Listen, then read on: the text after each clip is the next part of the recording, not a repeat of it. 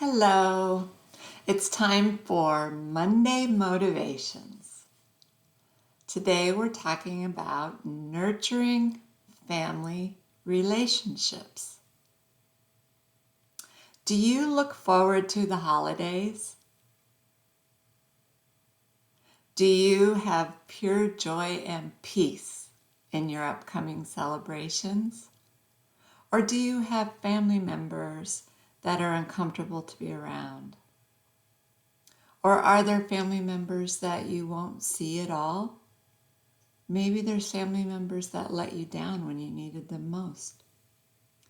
The holidays can sometimes bring uncomfortable dynamics within family relationships. It brings it to the surface. It's common for tensions or unresolved issues to arise during this very emotional time. So today, I want to discuss a topic that many of us can relate to. That is family disappointment.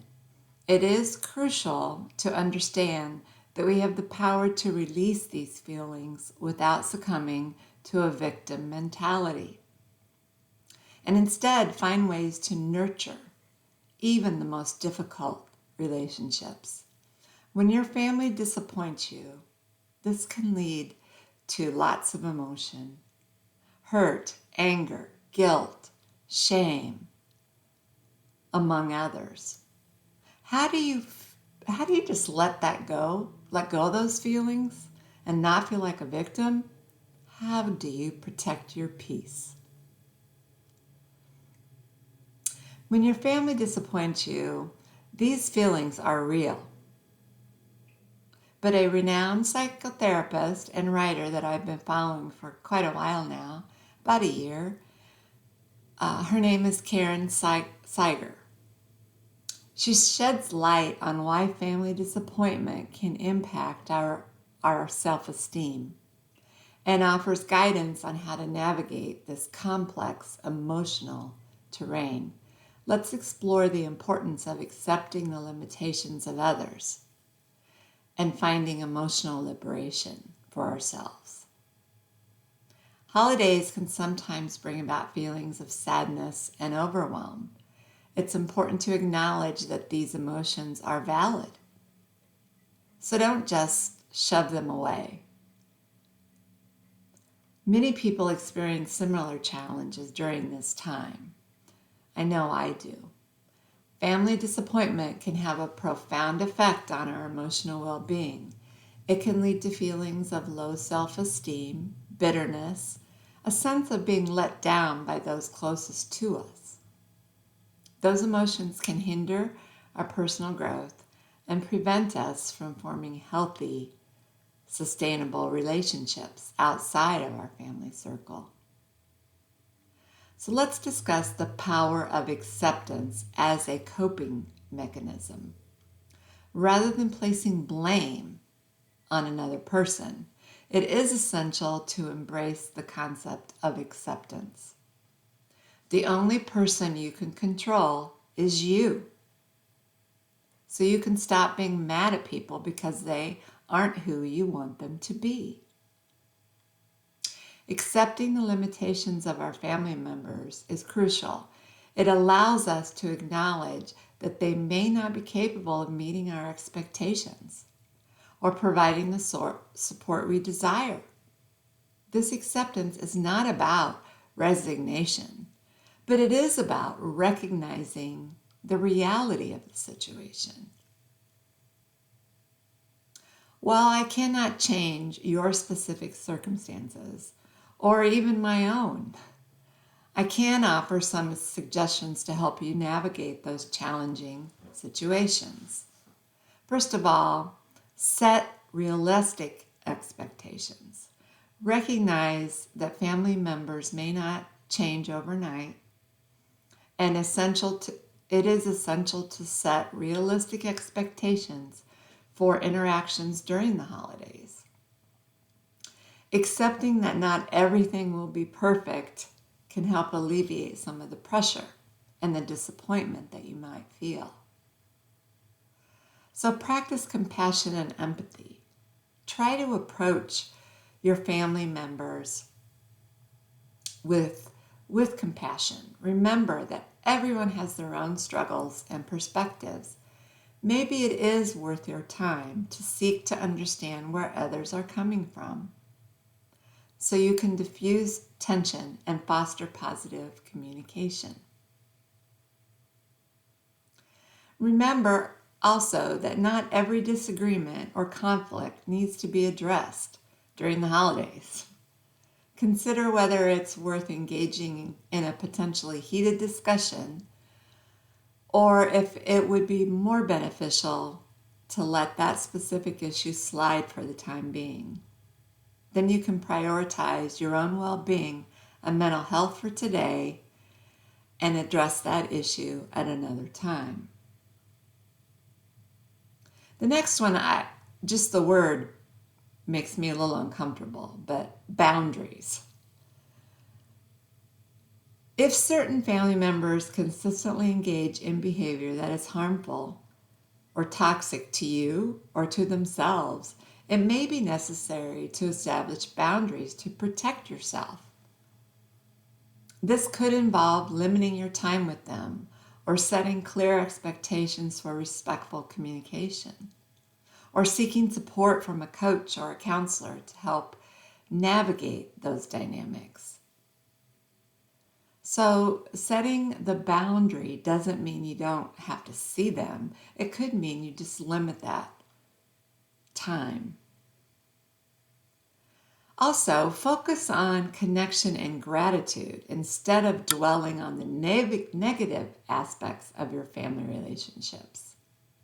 Look for opportunities to engage in activities or conversations that bring joy and foster a sense of togetherness. Seek support if there are discomfort or tension that you cannot get over or you're having difficulty managing. Don't hesitate to seek support from trusted friends or other family members, or a therapist or a coach. They can provide guidance, validation, and a safe space to process your emotions. By letting go of the negative emotions associated with family disappointment, we can free ourselves from the burden of victimhood. This newfound emotional liberation allows us to focus on our own personal growth, cultivate healthier relationships with others, and build a strong sense of self-worth. It certainly isn't easy, but faking and pretending is not easy either, and it can be harder than just facing the truth. Faking our feelings is a common coping mechanism. I would guess that we all have used it for different reasons at different times in our lives. Sometimes it feels necessary to fake our feelings, but other times we are risking our own integrity. Maybe you've always heard to avoid specific topics in general conversation, like politics, sex, or religion. This is often a time when I withhold my true feelings. Maybe we've all dealt with uncomfortable conversations with friends or family when you know you disagree, but to avoid a confrontation, you fake a neutral response or just remain quiet. I've had many experiences like this, as I'm guessing many of you have. We may arrive at a gathering feeling sad or anxious, just anticipating what is coming. Oftentimes we remain neutral to be safe and to prevent an altercation. Maybe the topic is quite personal and involves unresolved issues with other family members. Oh, I've been there. It is particularly unsettling when others refuse to discuss. It's difficult or impossible to find closure for me sometimes. So we leave feeling sad or anxious, perhaps worse than when we arrived. Letting go of negative emotions can begin with self-reflection. Engaging in self-reflection helps us understand our own expectations and the impact our expectations have on our own emotional well-being. So give yourself a break. It allows us to identify any patterns or beliefs in ourselves that may contribute to our feelings of disappointment. Developing empathy toward our family members can help us gain a deeper understanding of their limitations and challenges, recognizing that they too may be struggling with their own emotional baggage can foster compassion and forgiveness. It is important to remember that we do not have to navigate these emotions alone. Seeking support from your trusted friends or a support group can really help provide valuable insight and guidance in your healing process. By embracing acceptance, letting go of negative emotions, and cultivating empathy, we can find the path to emotional liberation. Remember, this journey is not about blame, but about understanding the limitations of others and prioritizing your own emotional well-being. Embrace your messy, beautiful life, but enjoy the holidays. You can do both. Remember, you are not alone in experiencing these emotions. It's okay to give yourself permission to feel and process them. By implementing self-care strategies and seeking support, you can navigate through the holiday season with greater ease and find moments of joy and peace. I'd love to hear your input or stories on the subject of nurturing family relationships. You can send me an email or direct message me on Facebook. Your stories and your input would be very helpful to me as I'm working on my next book on emotional healing. Also, I want to remind you about the Zoom Thrive support group call that is scheduled for tomorrow, Tuesday. You'll find the invitation inside our Facebook group. I'll include the Zoom link to access the call there too.